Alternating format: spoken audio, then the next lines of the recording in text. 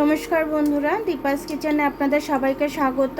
আজকে আমি চিংড়ি মাছ দিয়ে আলু দিয়ে বেগুন দিয়ে একটা তরকারি করব, সেটাই আপনাদের সাথে শেয়ার করব। তো চলুন আমি কিভাবে করি একটু দেখে নিই।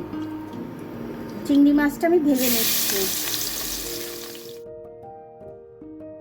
এখানে আমি আলু এরকম ডুমো ডুমো করে কেটে নিয়েছি, তারপর বেগুনটা আমি দেখাচ্ছি। মাছটা আমার লাল লাল হয়ে গেছে। চিংড়ি মাছটা আমি বেশি তেলে ভেজেছি, ওই জন্য এরকম দেখাচ্ছে। অ্যাকচুয়ালি লাল লাল হয়ে গেছে। মাছটা আমি ছেঁকে তুলে নিচ্ছি। আলুগুলো দিয়ে দিলাম, একটু নুন দিয়ে দিলাম,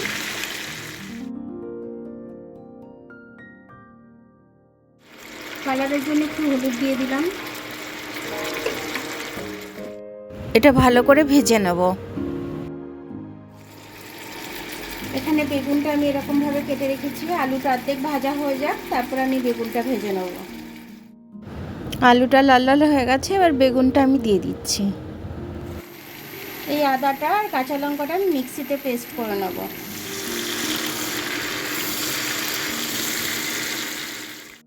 আদা আর লঙ্কার পেস্টটা এবার আমি দিয়ে দেবো। ঝালের জন্য একটু গুঁড়ো লঙ্কা দিয়ে দিচ্ছি আমি, একটু ধনে গুঁড়ো দিয়ে দিচ্ছি, একটু জিরে গুঁড়ো দিয়ে দিচ্ছি, আর একটু কাশ্মীরি লাল লঙ্কা দিয়ে দিচ্ছি কালারের জন্য। এবার এটা আমি ভালো করে কষে নেব। কটা টমেটো কেটে রাখবো, কাটবো, কেটে দিয়ে দেবো। মশলাটা কষার জন্য একটু জল দিয়ে দেবো।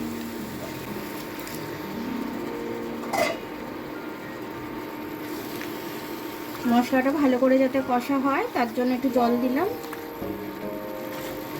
টমেটো দুটো কেটে রেখেছিলাম, দিয়ে দিচ্ছি। মশলার সাথে ভালো করে টমেটোটা কষে নেব। মশলাটা আমার ভালো করে কষা হয়ে গেছে, এবার আমি জল দিয়ে দেবো।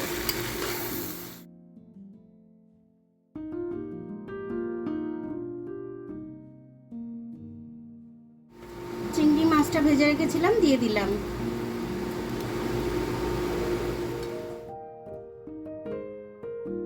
এবার আমি চাপা দিয়ে দেবো।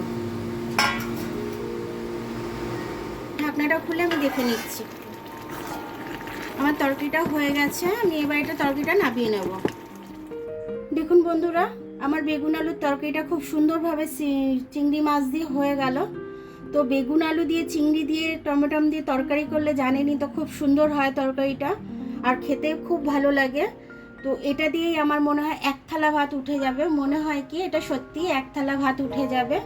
তো আমার ভিডিওটা দেখার জন্য অনেক অনেক ধন্যবাদ। আমার ভিডিওটা যদি আপনাদের ভালো লাগে তাহলে লাইক, সাবস্ক্রাইব, বেল আইকনটা একটু টিপে দেবেন। আর যদি ফেসবুক থেকে দেখেন তাহলে লাইক আর ফলোটা একটু করে দেবেন। আবার কাল দেখা হবে নতুন রেসিপির সাথে। ততক্ষণ আপনারা ভালো থাকবেন, আমি আসছি।